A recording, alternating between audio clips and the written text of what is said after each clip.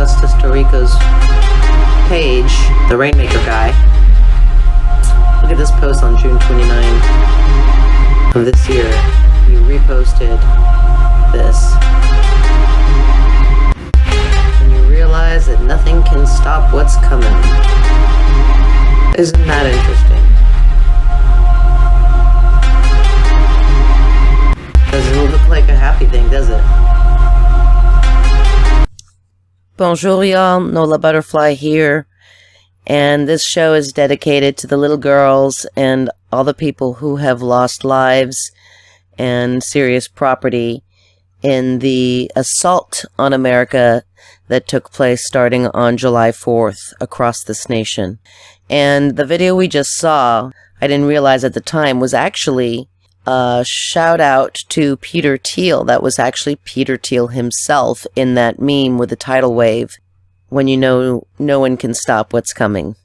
And that was posted just a few days before the 4th of July onslaught. Now, Augustus Dorico is the very young CEO of Rainmaker, the company, and they got $25 million to lead a lower carbon capital venture with multiple companies, and they were cloud seeding in the area of Texas and a few of the other states that flooded, but not all of them, the 2 days before the storm. And they said they had to stop cloud seeding because the water vapor content was too high. Now, this video is going to address water vapor as the most prominent greenhouse gas on Earth that drives climate more than anything else. NASA says even small changes in the location or abundance of clouds can change the climate more than the anticipated changes brought about by greenhouse gases, human-produced aerosols, or other factors associated with global change. Now, most people don't know this, but it is scientific fact. And the reason the scientific community is able to omit this very scientific fact that water vapor is more relevant than CO2 is by basically ignoring the multi-trillion-dollar industry that has grown up in our midst that affects water vapor, the industries and technologies that affect water vapor. And those are those that produce aerosols or nanoparticulates and microwaves. So on that note, just another look at Augustus Dorico. He definitely has some sketchy connections. He was invited to the wedding of Mr. Bezos. Gives shout out to Peter Thiel. Very much an elitist. Here he is at the Bezos wedding. Really hanging out with the wrong crowd for us to be trusting him to play God with our waters, especially considering everything else that's going on. Now, cloud seeding, just to be fair, can only get rain out of the moisture that's there. All right, this is the narrative anyway, as far as I know. You do need a source of water vapor for it to seed more water out of it, to coax more water. And I've heard it said, I actually have to correct myself because I posted something where I'd heard there was a study that proved from UAE that it was 38% yield. There has been that was a false claim. There was nothing in the study about a 38% yield. However, Israel has had a study where they yielded allegedly 40% more rain. That is contested. It has not been peer reviewed. I'm still looking through the data, but that's less relevant than whether it can create all that water vapor or whether it can obtain it from other sources. And here we're going to check out the other sources. But first of all, when he said Dorico was saying that they were not seeding in the area, so therefore they could not have caused the flood. Here's a study saying extra area effects of cloud seeding, an updated assessment. This study does go into the fact that there are downwind effects of these cloud seeding projects. So we do want to keep that in mind moving forward. So he was cloud seeding in Texas before the flood, but he didn't cause the flood in Texas. This is his claim. The problem is we don't know who all else was cloud seeding, and we're not looking at all the other technologies involved with cloud seeding. Now, if y'all haven't seen my interview of Weather War 101's work before he kind of dropped off the radar, no pun intended, I strongly recommend you catch up on that, because he has years of radar captures showing power plants popping off. And this has led to the infusion of monstrous amounts of water vapor to an area that are in the proximity or in the areas of like storms such as Harvey. They didn't know where all that water vapor came from, yet Weather War 101 captured the water vapor coming out of power plants and has years of doing that. And since he's fallen off the map, no one has picked up his work. And so there's no reason to presume that any of this has stopped, especially since we capture water vapor coming out of power plants such as in Baton Rouge and then coming down as rain in New Orleans in the afternoon. This is still going on. A major source of water vapor. Nothing over the water. Over the water. Then over here we have two. We have some more over there, and over here.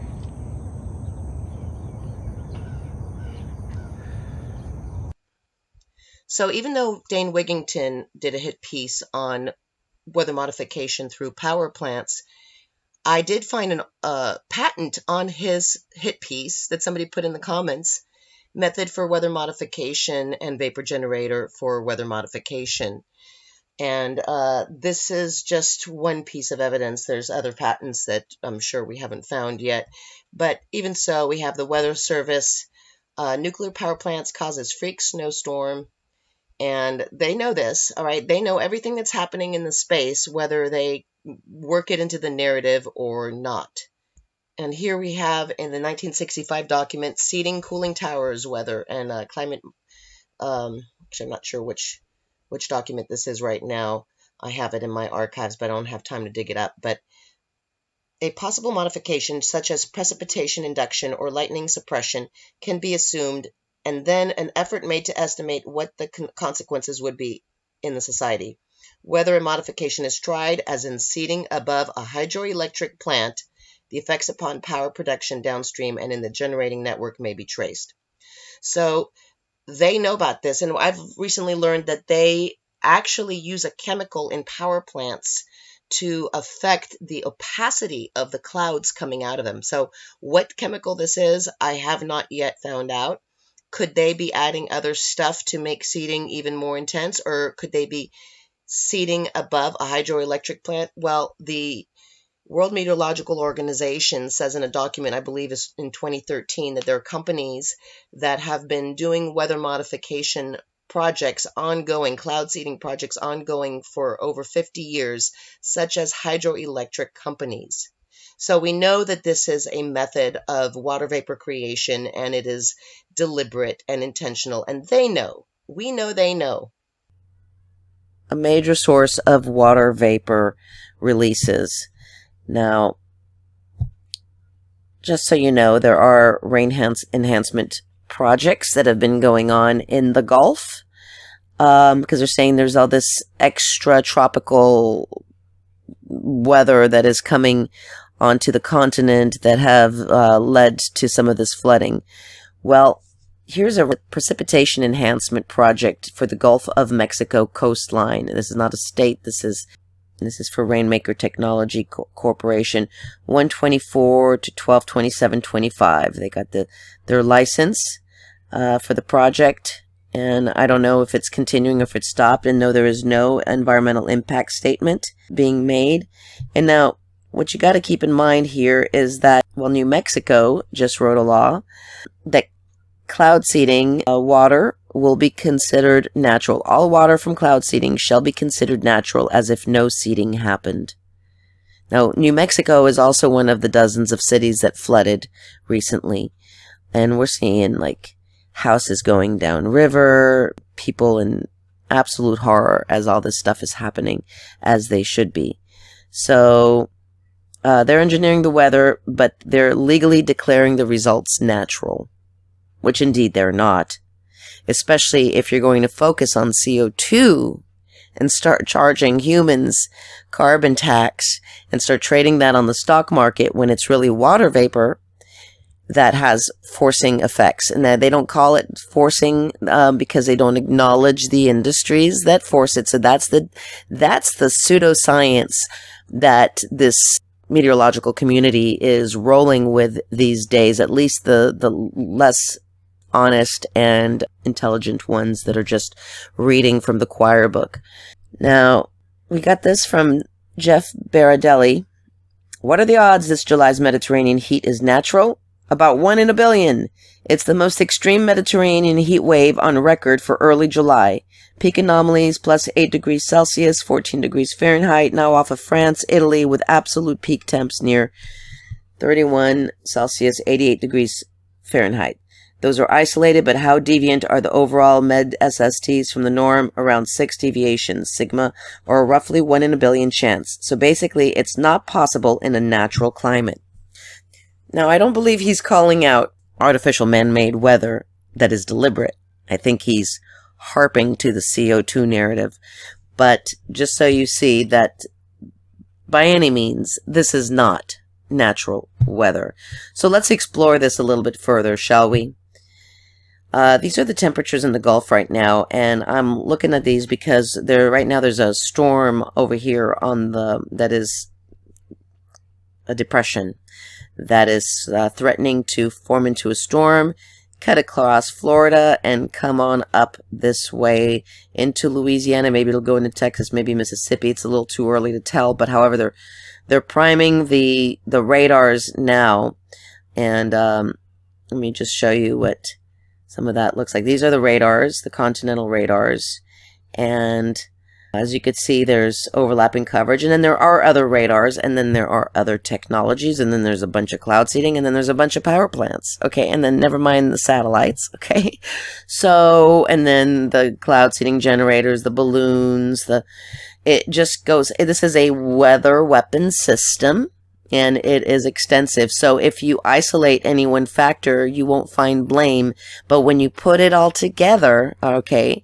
just like you gotta, any one thing you buy at the store is not going to cost that much, but you put it all together at the checkout line and it'll take you to the bank, right? So over here we have like an example of these radars. As they bloom, they create a high pressure area that'll steer the storms. Like you'll see a very high here and a very a little less high, but still a little bit of the blue down here, and an opening here. And this is where the clouds are going to go along that ridge that is created in that low valley where the radars aren't as pumped. It's trying to make it up here where there's probably an ionospheric heater like HARP or some other of the dozens that are out there in the world, heating up the region of the atmosphere, of the ionosphere, and so everything can expand and go to it. But these little guys here are micro-managing the space in between, and a cloud may come through, but if these bloom, it'll either break up, go around it, or go above it, what's left of it. All right, so you can see there's not a lot of blue here, and this is the line that the clouds are going through, because this is telling it where this is a peak, and that's a little peak, and that's the valley it goes through, okay, just like water.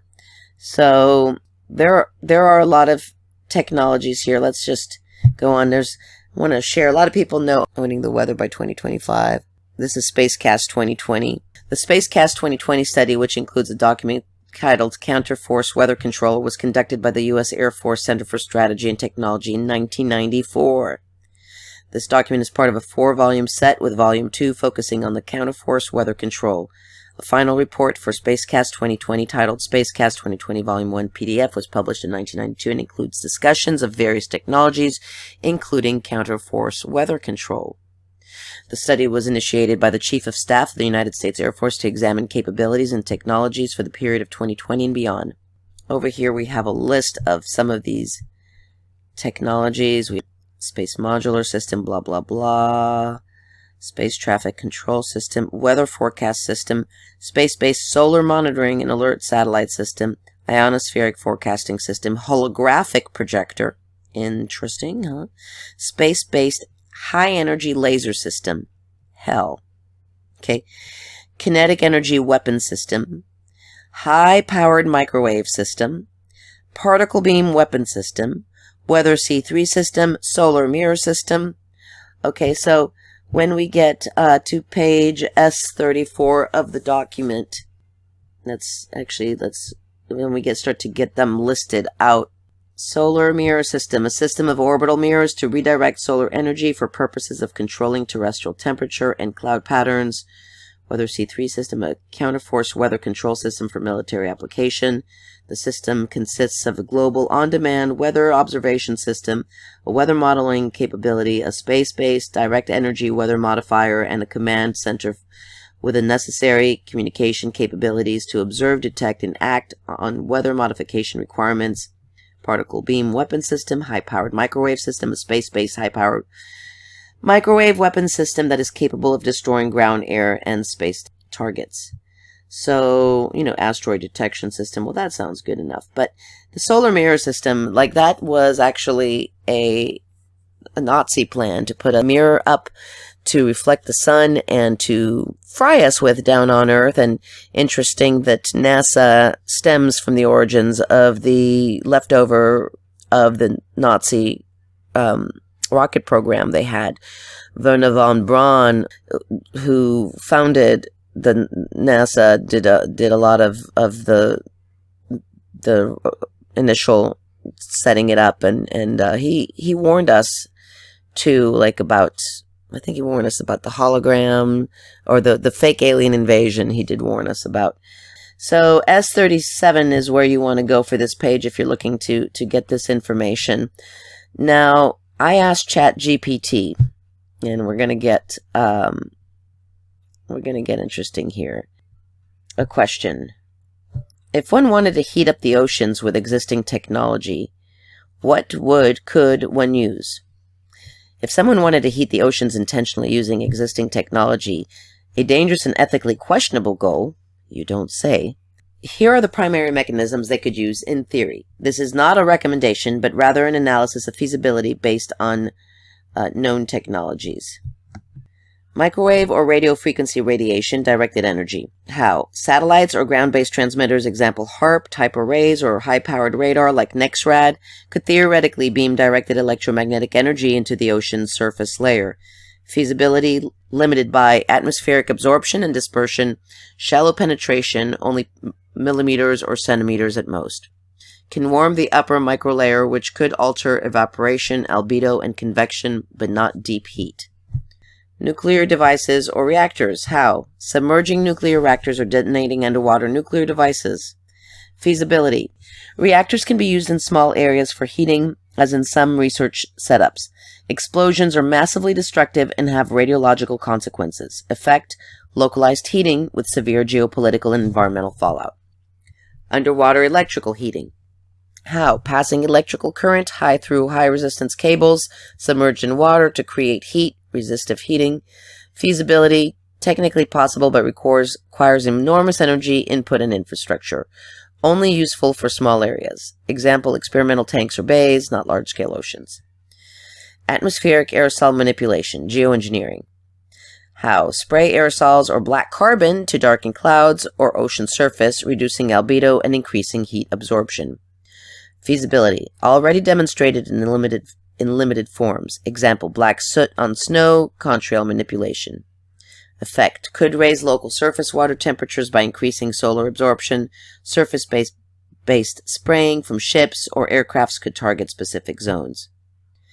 Acoustic heating, sonar or ELF, ULF waves. How?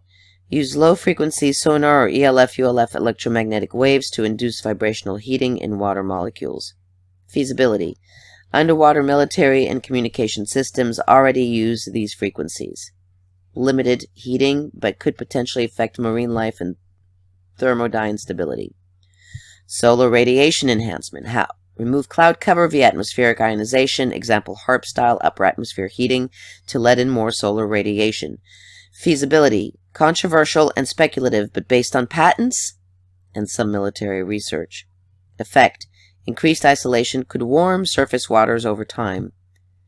Industrial heat dumping, thermal pollution. Release of hot water from power plants, especially coastal nuclear and fossil fuel stations, into the ocean. Feasibility: ongoing, major source of localized ocean heating. Effect: regional temperature increases near discharge points documented around India, Japan, U.S. coast, etc. Mechanical ocean mixing. Example, artificial upwelling and downwelling. Use underwater turbines or wave-powered pumps to mix warm surface water with deeper layers. This is what I'd like to say, is I know that they have turbines under the water in the Gulf. We know the mother of a scuba diver who saw something after Katrina in 2005, Hurricane Katrina, that scared the hell out of him. He got out of the water. He wanted nothing more to do with that. He stopped diving and he moved to the West Coast. And I've since heard that there are patents for these underwater turbines, supposedly to bring cold water up to the surface to cool it, to protect us from hurricanes, but we sure have not seen that in use, if that's the case. But wave-powered pumps to mix warm surface water with deep layers. So, feasibility. Being researched for both heating and cooling effects, climate mitigation. So, I did suspect there was a heating apparatus, and this confirms it, that it's being researched for both heating and cooling effects. Why would you want to heat the ocean? Effect could redistribute heat vertically and laterally, changing regional ocean heat content. Satellite-based solar mirrors, like we just read about, or laser targeting. How? Reflecting solar radiation onto the ocean or targeting lasers onto the surface. Feasibility. Technically beyond current public infrastructure, but it has been proposed in DARPA and patent literature. Surface level heating only, risk of marine ecosystem harm. Final thoughts. In practice, the most feasible and least traceable way to heat the ocean using current infrastructure would likely involve covert aerial spraying to increase solar absorption, example use of carbon black or metallic oxides, localized microwave or radar pulsing from ground or air platforms, thermal dumping by industrial or military vessel subs. Each method has limitations in scale, legality, and intended consequences, particularly ecosystem disruption and weather pattern alteration. Oh, I asked if the fiber optics that are running under the ocean could be doing this. I was wrong. I thought it was in the Atlantic that there was a heating, was the Mediterranean. But major cable systems include Maria, Dunant, To Africa, Amitié, Havre, AEC2, more than over 500 active subsea cables worldwide, fiber optic strands, power conductors to power repeaters every 500 kilometers, metal shielding and insulation. So this connects our continents under the water. Do submarine cables generate heat? Yes, but not much. Here's the breakdown. Optical fiber itself produces negligible heat. Repeaters, power devices that amplify the signal every 60 kilometers, do generate some heat, usually the range of tens to hundreds of watts each. A transatlantic cable might contain dozens of hundreds of repeaters, but the heat is very localized, dissipate into vast ocean volume. It's considered insignificant in global heating models. So could the subsea cables explain the Atlantic heat spike? Not by themselves. Here's why. Fiber cable heat output. No, too weak an cable or as conductor emitter. Theoretically, if repurposed or pulsed unnaturally. Example with high voltage current, but not standard use. EMF fields or unknown interference? Possibly, if used for dual purposes, but speculative. Coincidental placement. Many cables are laid where currents, example Gulf Stream, are changing, may contribute to pattern confusion. Many cables are already laid where currents are changing, may contribute to pattern confusion. What else might be heating the Atlantic? Ocean current disruption, weakening of the Atlantic meridional overturning circulation, AMOC, aerosol reduction, cleaner skies post-COVID. Well, that's no longer really relevant. We've picked up. More solar radiation reaches the surface. Undersea volcanism, reports of activity along the mid-Atlantic ridge. Cloud seeding, weather modification may alter heat retention in surface layers. Geoengineering experiments, speculated solar radiation manipulation or water vapor alteration. Data anomalies, some spikes are tied to surface buoy calibration changes or missing ship data. Could fiber networks be a cover for something else? Some researchers and independent analysts have speculated that these cables could double as sensor networks, power transmission systems, or even low-frequency wave guides. Some patents show interest in using undersea cables for seismic detection, acoustic surveillance, or electric field induction. Conclusion. While subsea fiber optic cables themselves are unlikely to be the direct cause of widespread Atlantic heating, if repurposed or modified, say for transmitting electrical pulses or interacting with electromagnetic fields, they could theoretically contribute to localized thermal or current anomalies. However, there is no public evidence that this is happening on a scale large enough to explain the current Atlantic marine heat waves. So, just wanted to cover some of the sources here that do affect our climate, our water vapor checks and balances, and absolutely we want to focus on all of these things. You know, it's hard to prove what's at sea, it's hard to prove what's at space, and again, this brings us back to why I focus on radar, because I can triangulate weather with radar that, like, I can't. I mean, when this is pulsed out to the second ring, it is stopping weather from coming in or evaporating the weather that is in. When it shrinks, it creates a vacuum that will bring, you know, I almost saw a wind wave going into it as it was shrinking. It'll bring wind that'll triangulate from multiple directions onto it. These are our climate change, along with the other weaponized weather systems that are, I'd like to say they're hiding in plain sight. Some of it is hiding in plain sight. Unfortunately, there's no disclosure. There is no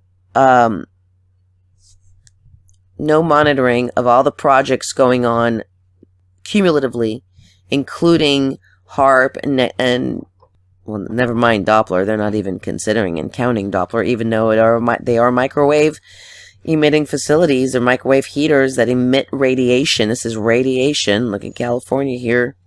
Gee, no rain. I wonder why. And they're pulsing, so that helps steer the water vapor into place. And we are catching, yours truly has caught dozens and dozens of hurricanes going into Doppler radar by the eye, and I've triangulated how it is steered, figured out the pulses here, and this is a work that's been shadow banned and censored and attempted to be stolen so that the narrative can be controlled, such as, you know, I mean, Dane Wigington knows that the hurricanes go into Doppler radar by the eye. A lot of people have shared my work with him, and that's when he started talking about Doppler radar, but all he says is that they push away, that they repel. And that's, you know, half-truth by people who know better is a lie. Even though it's not untrue, it's just half of the truth, and the other half of the truth is the liability. There's no liability in pushing away cloud, but there's limited liability. But in drawing a cloud near, there is plenty of liability. And that's what my work attempts to do, is to find liability where there is liability.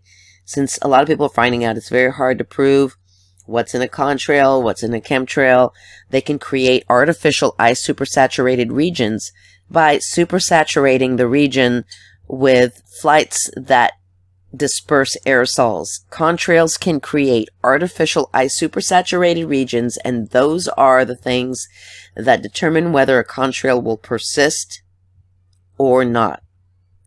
So without a supersaturated region, you're not going to have a contrail persist. You're not going to have that albedo modification, that reflection of the sun, which of course is the primary driver of all things. The sun can make or break us more than anything else because it affects water vapor as well. It is a radiation, and it heats up the water goes up, and then we have reflecting properties and then absorption properties.